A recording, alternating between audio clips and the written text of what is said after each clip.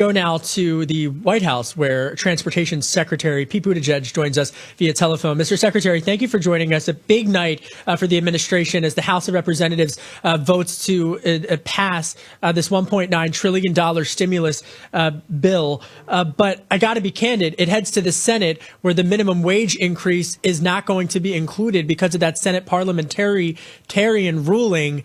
Are you still optimistic that it could eventually be included, if not in this stimulus bill, in another vehicle?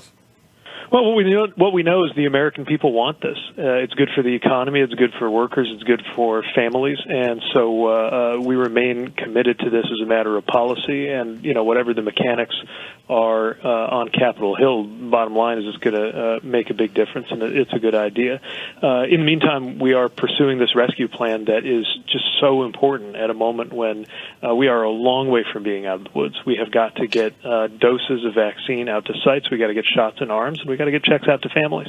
An abundantly bipartisan majority of the American people want this to be done.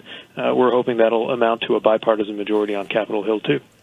And just to stay on the issue of the minimum wage, just for a follow-up, do you think that Democrats should abolish the filibuster? And if so, what would that mean for the rest of Biden's agenda if they don't? I'll let the president speak to that. What we know is that, again, we're talking about things that the American people want. You can only face down the American people for so long when they say loud and clear that these kinds of policy changes are needed. This is part of why the American people chose Joe Biden to be president, campaigning on a promise to deliver this kind of relief and support for American families. And that's why we have such optimism that it will be able, even in Washington, to carry the day. As you look in this particular plan, one of the issues that I think has not been covered enough is the effect that this stimulus would have on veterans. You've obviously served in the military, but we talk so much, especially on this program, about the effect that this has on the private sector, on small businesses, on Main Street, the debate about minimum wage for restaurants. But how will this stimulus bill directly affect veterans who have been absolutely crushed by this economic downturn? Well, that's exactly right. You look at the economic hardship, unemployment rates, things that veterans are up against, and veterans are Americans who have given so much to this country, deserve for this country to take care of them too, to make sure that this is a country that is economically strong, just as they've put their lives on the line, to make sure that this country is physically strong. And whether we're talking about the public health benefits, the educational benefits, or the simple cash benefits that are clearly needed, that are, again, wildly popular in terms of bipartisan support among the American people, it feels to us like a no-brainer for Congress to act. Secretary Buttigieg, prior, obviously, to your becoming secretary, you were the former South Bend mayor. And when you put it through that perspective of the heartland and some of these economic dire needs of small businesses, I'm curious if you think that they would be able to afford, or whether there needs to be more done in terms of retraining for emerging industries. So many, unfortunately, of these industries that have been ravaged by the pandemic, the data suggests that they're just not going to come back, or if they do come back, it's going to be a sliver of what they were. Is there enough money in this stimulus for retraining for the middle class? Well, when it comes to retraining, my answer is yes, but yes, we've got to do it. We've got to make sure that we're preparing workers for the jobs that are going to be growing, because we know the 2020s are going to be full of technological and economic change. The but is that retraining is not enough. We've also got to make sure that we're supporting workers and working families, not just in terms of the immediate mechanics of getting the next job, but being able to be healthy and in thriving communities. The rescue plan, let's be clear, is just that. This is a rescue plan. This is in order to make sure that the economy and the country and families get through this dark season and survive. It is the first and not the last statement about the broader vision that the president was elected to deliver, which is to build back better. And once we have been able to deliver this rescue plan, which is our total focus right now as an administration, then there's an opportunity to zoom out, to look at a bigger picture, and to look in particular at the ways where, frankly, we have been disinvesting as a country for a good 40 years or so, are paying the price, but don't have to do it the old way anymore. And I expect that you'll see a lot of discussion and a lot of action going into this question of how to make sure workers are ready. You look at my area alone, transportation, and some of the things that might be happening in terms of automation, electrification, that can put a lot of jobs in danger, but it can also create a lot of jobs if and only if we're making the investments to make sure American workers win.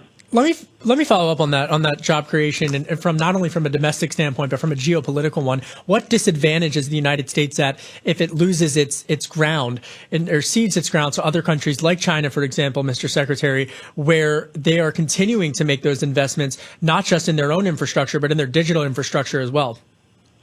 Our strategic competitors are wasting no time in making these investments, and they're not stupid. They're doing it because they know it makes them more competitive. And if we're not doing it, it makes us less competitive.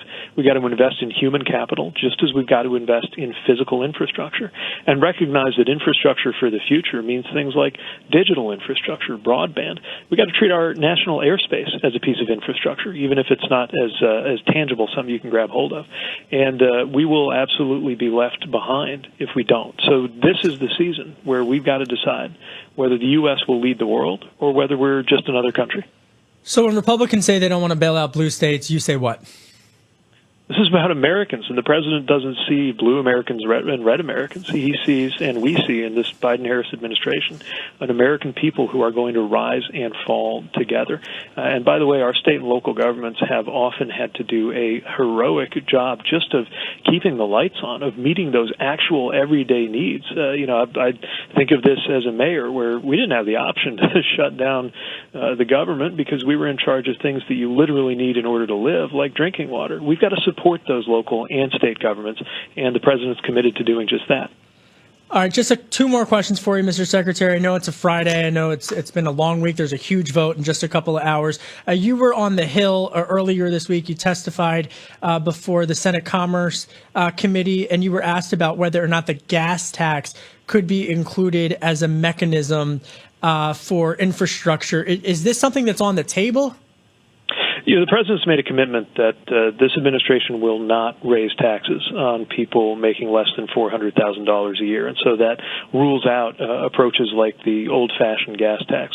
What we do know is that we've got to come up with revenues that are going to be sustainable, that are going to be predictable, and that are going to be robust enough to get us the highway infrastructure that we need. And look, whatever happens in the short term in terms of our reliance on the gas tax, let's remember that cars are using less gas and eventually no gas as electric vehicles kick in. So sooner or later, we're going to have to think in a more long-term way about how we fund our road infrastructure, and there's no time like the present. Some of us aren't even using cars. Some of us are using bikes. I don't tweet that much anymore, Mr. Secretary, but I am aware of what goes viral. And I got to tell you, you have been going viral, and you were criticized. I say it respectfully. You were criticized by bike Twitter because you were riding your bike. He doesn't do the car. He was doing the bike share back to his home, and they said that your seat was too low. And I'm just curious if you're gonna weigh in on this. And then from a serious standpoint, did you have any ideas about expanding access to bike shares? Or I don't know, you are the transportation secretary now. Maybe you had a thought while you were pedaling.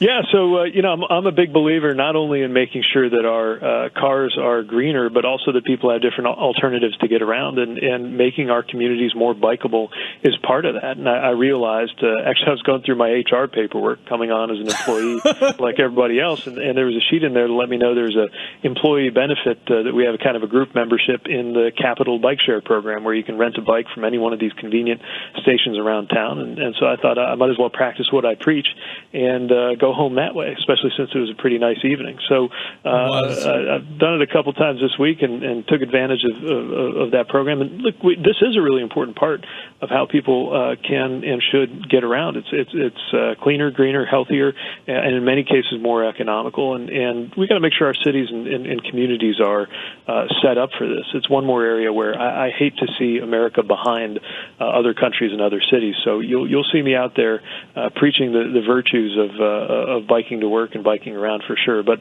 Bike Twitter wasn't wrong. I was in a little bit of a hurry to get home. I was a little bit lazy about adjusting the seat, and it was admittedly not exactly where it ought to be for an efficient ride. Secretary Buttigieg, thank you so much, sir, for your time. I appreciate it. Breaking down all the important issues from the gas tax to the appropriate seat height. That is the Secretary of Transportation who gets around on bike or car. Joining us now for a complete